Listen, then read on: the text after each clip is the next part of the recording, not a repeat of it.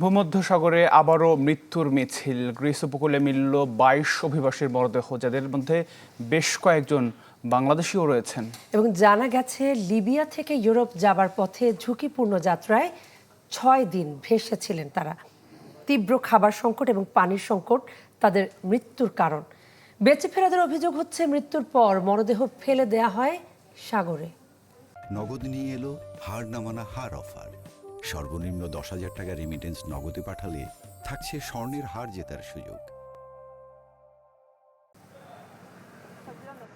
ভূমধ্যসাগরে ৬ দিন ভাসমান থাকার পর গ্রিসের উপকূলে ২২ অভিবাসীর মৃত্যু হয়েছে, যাদের মধ্যে ২১ জনই বাংলাদেশি।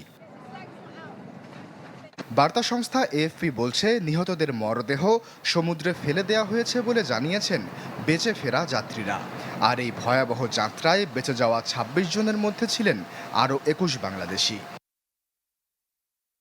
গ্রিসের কোস্টগার্ড জানায়, গত ২১ মার্চ একটি রাবার বোট পূর্ব লিবিয়ার বন্দরনগরী তবরুক থেকে ইউরোপের উদ্দেশ্যে যাত্রা শুরু করে। গ্রিসের ক্রিট দ্বীপের ইয়েরাপেত্রা শহর থেকে ৫৩ নটিক্যাল মাইল দক্ষিণে পৌঁছাতে নৌযানটির সময় লাগে পুরো ৬ দিন। প্রতিকূল আবহাওয়া এবং খাবার ও পানির সংকটই মূলত এই মৃত্যুর কারণ।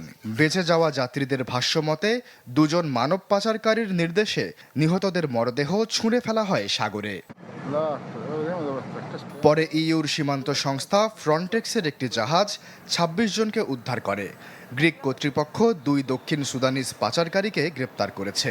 তাদের বিরুদ্ধে অবৈধ প্রবেশ ও অবহেলাজনিত হত্যার অভিযোগ আনা হয়েছে। ঘটনাটি ইউরোপমুখী অভিবাসনের ক্রমবর্ধমান সংকটের প্রতিচ্ছবি। ইউরোপীয় সীমান্ত সংস্থা ফ্রন্টেক্সের তথ্য অনুযায়ী ২০২৬ সালের জানুয়ারি ও ফেব্রুয়ারি মাসে ভূমধ্যসাগরে মৃতের সংখ্যা গেল বছরের একই সময়ের তুলনায় দ্বিগুণেরও বেশি হয়েছে। গেল বছর ২৮৭ জনের বিপরীতে এবছর ২ মাসেই প্রাণ হারিয়েছেন ৫৫৯ জন। আশ্বাস চৌধুরী, চ্যানেল 24।